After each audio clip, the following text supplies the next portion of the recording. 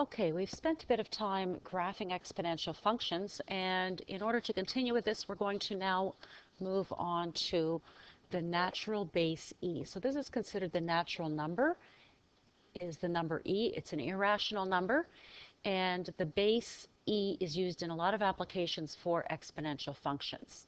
So let's look at what the value of e is for starters. So it's the value of 1 plus 1 over n to the power of n as n approaches infinity. So let's take a look at this expression and think about what happens as n approaches infinity. We can see that our exponent increases to a very large number, but the denominator of this number that's added to 1 also increases to a very large number, which means that the 1 over n then approaches 0. Okay, so let's take a look at a table of values so we can see what e is like. So first of all, if we plug in the number 1, we'll have 1 plus 1 over 1 to the power of 1, which gives us the value 2. When we put the number 2 in for n, we end up with 2.25 as the value. When we put 5 in, we'll get 2.48832. And feel free to check any of these with your calculator just to verify if you like. When we plug 10 in, we'll get 1 plus 1 over 10 to the power of 10. And that will give us a number that's 2.5937, etc. When we plug in 100, we get 2.7048. And when we get 1 to 1 million, just move this out of the way here a second. When we plug in 1 million as our value for n, we have a value for this expression as 2.7183. So as you can see, the number changes, but it changes more and more gradually as n becomes a larger value. So as n approaches infinity, this whole expression approaches the number e, the natural number e, and e is approximately equal to 2.72. So f at x equals e to the power of x is considered the natural exponential function. Okay, so we can use that function on your calculator. So look for that symbol on your calculator. You'll see that it's often the second function for a button that has ln on it, and we will get into the use of that button as well in the next few lessons also. So use the function on your calculator to find the value of e squared. So you're going to use that button and then 2 and then hit equals or enter, and you should get something like 7.389. And just to verify that your calculator, that you're working the buttons correctly, confirm that e cubed gives you a number that's approximately 20.1. If you're having difficulties with that, try a few times, and if it's still not working, then make sure that you ask in class so that we can get that figured out. So let's look at some applications of exponential functions that use the letter e. So there's an example in your text about the gray wolf population, and that population growth is modeled by this function. F at x equals 1.26e to the power of 0.247x. So if you look at that and think of that in terms of exponential functions that we've been doing, you can see that the base function is f at x equals e to the power of x. You can see that it has a vertical stretch of 1.26 and a horizontal stretch, and remember that the horizontal stretch is the reciprocal, so it would be 1 over 0.247, which could be recalculated into a simpler decimal. So this models the wolf population X years after 1978. So let's project the population of that group of wolves in the year 2015. So the first step is to calculate what X is. So we'll do 2015 subtract 1978, and we get 37 for that. So calculate f at 37, and this is a straightforward calculator use question, 1.26 times e to the power of 0.247 times 37. When you're doing this on your calculator, you may need to use brackets or parentheses rather around your exponent, and that way you're forcing the correct order of operations so that the product of these two values in the exponent is the full exponent. And we get an answer of approximately 11,732 wolves.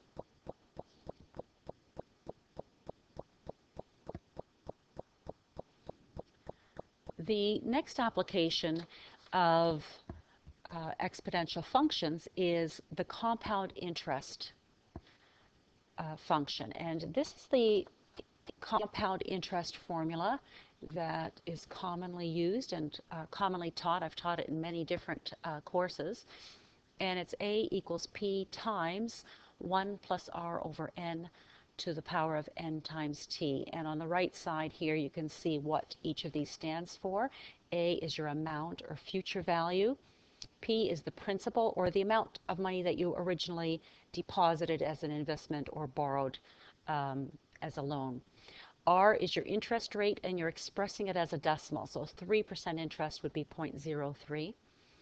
N is the number of compounding periods per year, and T is the number of years. So we're going to look at an example using this formula. So we're investing $5,000, and we have three different options, and we want to decide on the option that's going to give us the best return on that money. So the first option is 3.45% compounded monthly. The second option is 3.5% compounded annually, so that's once a year. And the third option is 3.5% compounded daily. So let's look at the difference between these rates by using this formula. And we want to see what we'll have as the value of the investment in 10 years.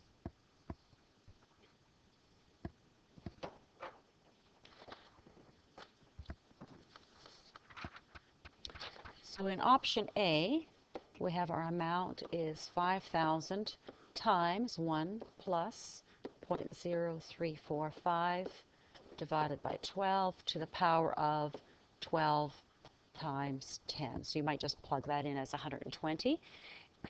Do this in one step on your calculator if you can, and we get a result of $7,056.46. You might try these next two questions now. Press pause and try them yourself, substituting the different numbers, the different values in for the interest rate and the number of compound periods per year, and see if you get the same results, and then check them later once you hit play. So for our second example, we have $5,000 still that we're investing, and the interest rate here is 3.5, so 0.035. It's only compounded once per year.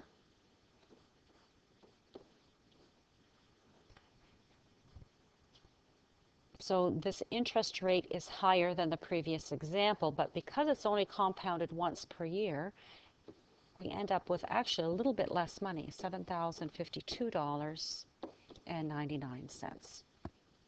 Okay, so keep in mind what compounding means. When interest is compounded, every compound period, the interest is calculated on the principal or the amount that's in the account, and that interest is added to the principal, and then the next time interest is calculated on the total.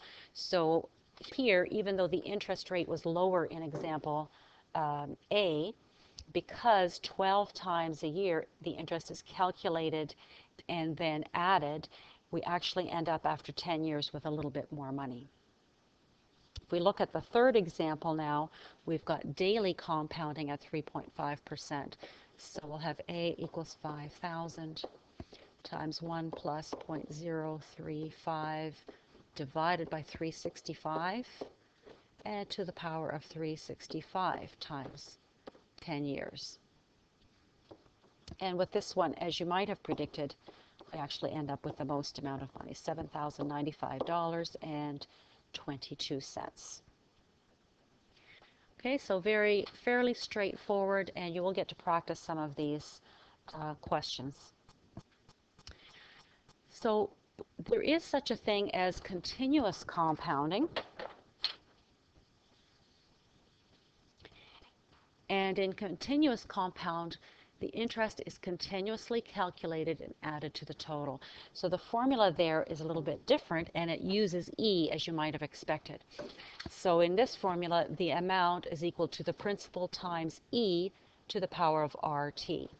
So if we compare that to our earlier example, where we're investing $5,000 at 3.5% for 10 years, but now with continuous compounding, let's see what the difference is between the daily compounding.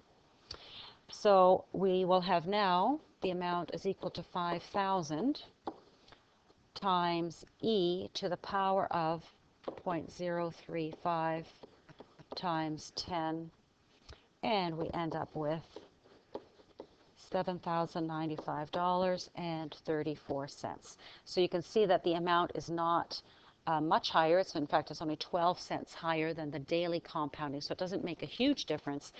But over time and at a higher interest rate, that could make more of a significant difference. And that's our lesson on the natural number E.